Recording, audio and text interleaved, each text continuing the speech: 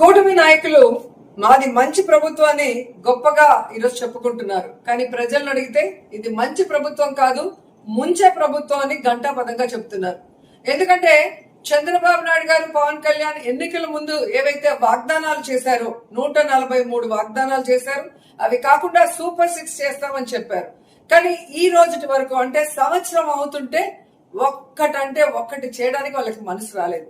అయినా నిస్సిగ్గుగా ఈరోజు కళ్ళార్పకుండా సూపర్ 6 చేసేసాము అని చంద్రబాబు నాయుడు మాట్లాడుతుంటే ఒక్కసారిగా ఆంధ్రప్రదేశ్ ఉలిక్కి పడుతోంది. అందరూ వాళ్ళని వాళ్ళు గిల్లి చూసుకుంటున్నారు, ఏంటి ఈయన మాట్లాడుతుంది అనేది. అంటే ఒక్క పథకం కూడా ఇవ్వకుండా, ఒక అభివృద్ధి కూడా చేయకుండా ఎలా ఒక సీఎం పొజిషన్ లో ఉండి ఇంత కళ్ళార్పకుండా అబద్ధం చెప్పగలుగుతున్నాడు అంటే ఆయనకి అబద్ధం చెప్పడం వెన్నతో పెట్టిన విద్య, వెన్నుపోటు పడటం కూడా వెన్నతో పెట్టిన విద్య అని ఈ రాష్ట్ర ప్రజలందరూ కూడా ఈరోజు ముక్త కంఠంతో చెప్తున్నారు. ఎంత సిగ్గుచేటంటే ఈరోజు వాళ్ళు ఇస్తామన్న నిరుద్యోగులకి ఉద్యోగం ఇవ్వలేదు, నిరుద్యోగ వృత్తి ఇవ్వలేదు, మహిళలకు ఇవ్వాల్సిన 50 ఏళ్లకే పెన్షన్ లేదు, అలాగే వాళ్ళకి ఫ్రీ బస్ లేదు, అమ్మఒడి లేదు, చేయూత లేదు, ఈరోజు విద్యా దీవెన లేదు, వసతి దీవెన లేదు, ఫీజు రియంబర్స్మెంట్ లేదు. ఇలా చెప్పుకుంటూ పోతే ఒక సెంటు భూమి కానీ ఒక ఇల్లు కూడా ఇవ్వలేదు.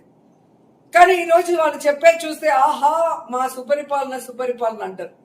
ఇది సుపరిపాలన కాదు, సూపర్ 6 ని ఎగనామం పెట్టిన పాలన, శుద్ధ దండగ పాలన అని ఈరోజు అందరూ అంటున్నారు. అండ్ మీరు ఒక్కసారి చూస్తే జగన్మోహన్ రెడ్డి గారి పొదలి ప్రోగ్రాం తర్వాత తెలుగుదేశం, జనసేన, కూటమి ప్రభుత్వ గుండెల్లో రైళ్లు పరిగెట్టి రాత్రికి రాత్రే ఏ విధంగా జీవో ఇచ్చారు అమ్మఒడికి మీరు చూశారు.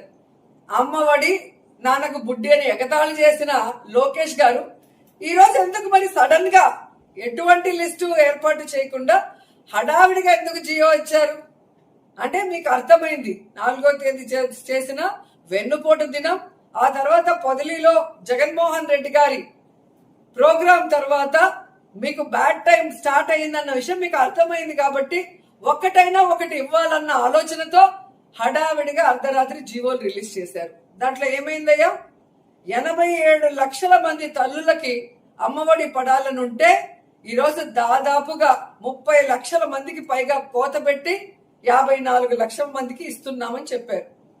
ఇది మీకే సరిపోతుందా? మీరేం చెప్పారు ఎన్నికల్లో?